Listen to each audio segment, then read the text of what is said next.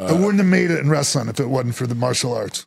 Yeah. And the way I incorporate it. And I figured out how to, because like there was a lot of guys that would do like martial arts shit in their matches, but it just looked like bullshit. It looked like they were looked like they were holding back. And like, I looked like I was killing motherfuckers. Yeah, there were your kicks. Yeah, for sure. All right.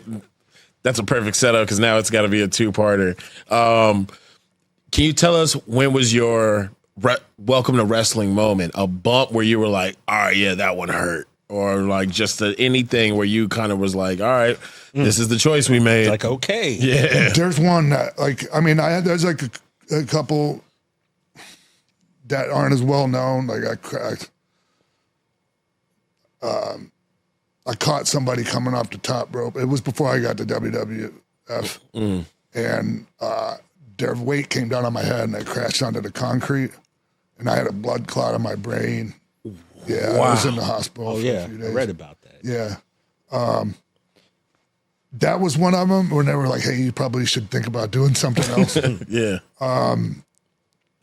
But the one that like y'all might have seen was, I don't know if you remember when I beat Razor, right? And then he's challenging me $10,000. We were going to get to that. We had the match, and then I fucking fall off the top rope. I slip and like smack my head on the concrete. Yeah. And still had to finish the match.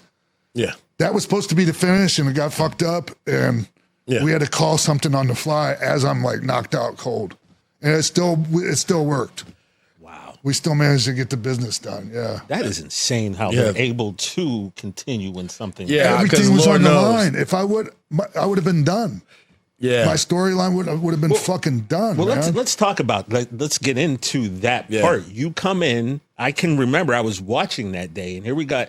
This guy, you didn't even have a name, if I'm not mistaken, right? You weren't 1, 2, 3 kid at that point. You didn't. Just a kid. You were just a kid, and you came out and you beat Scott Hall.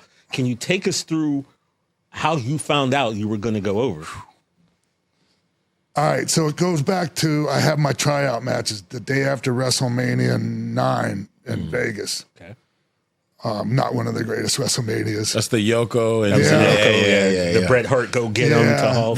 And so like TV's in Phoenix the next day, and like so I get a call from Sergeant Slaughter, and I'm in the middle of promoting a show in Minneapolis. It's a big independent show.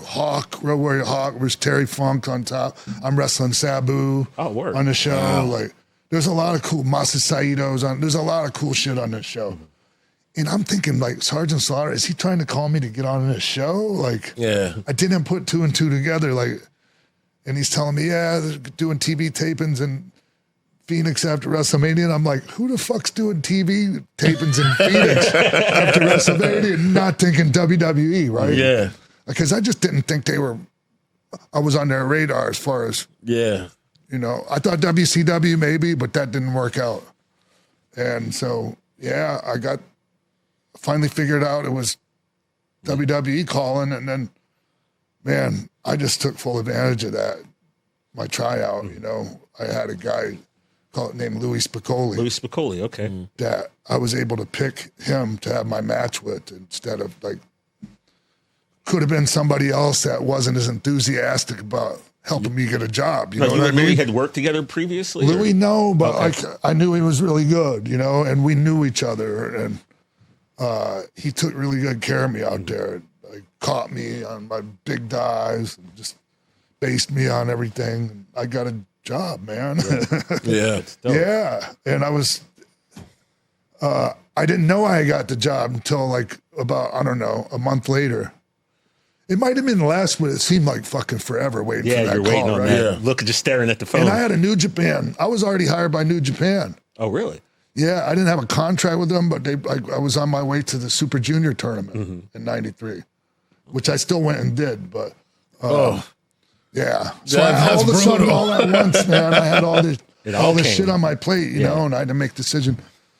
It was an easy decision, right? So finally, I get a call, and it's Vince and Pat Patterson on the phone, and he's like, he runs the whole thing by me, like.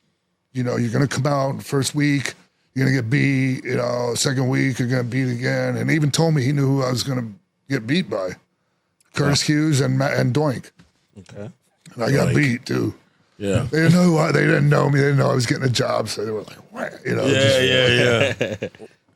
which was fine. I'm fine with all that. But so we laid the whole thing out, and he's like, yeah, then you have the match with Razor Ramon. And he's like, he's one of our top guys. And I'm like, I know fucking Razor Ramon, you know? Yeah. But, and then he tells me, and then you're going to beat him. And there's this, and it's like, and then you're going to, and I'm just like, Yeah, what's that holy like? Like, fuck. And he's like, how's that sound? I'm like, what do you mean, how's that sound? Are you fucking kidding me? Because you know how it goes, you guys, right? Like, somebody gets hired, they come up with a fucking gimmick for name, and have creative, like have somebody draw up a costume, and they make them a fucking, and they did that for me too, and I hated it. But yeah, I mean, but everyone gets a vignette, and then they have a couple squash matches, and they're supposed to get over like that, right? Yeah. And it's hard. It's like, this is the greatest way ever anybody's ever been fucking brought in, as far as I'm concerned. solid. I mean, to be put over with somebody like Razor. I'm like, are you kidding me? Yeah. What do you think it was about you that had made Vince have this vision for your character? I killed it in my tryouts. Yeah. I fucking killed it. Yeah. Yeah. Shout out Louis Spicoli. Rest in peace, man. And then I had friends too, like Kurt Hennig. You know, like he walks. I'm standing outside Vince's office waiting to just have him like pop out and even look at me right after my tryouts. And Kurt's like, "Hey, you want a job here?" And I'm like, and I knew Kurt from Minnesota. And I'm like, fuck yeah. Like, and so he just walks in and like Vince's office doesn't even knock. Like, he goes, okay, walks back out. You're good. Wow. Which I don't know. Kurt was a bullshitter. Like he fucked with people too. So, Oh no. but who knows? That'd have been a mean prank. Right. That would have been a mean one. Yeah. Who knows what he said? You're right.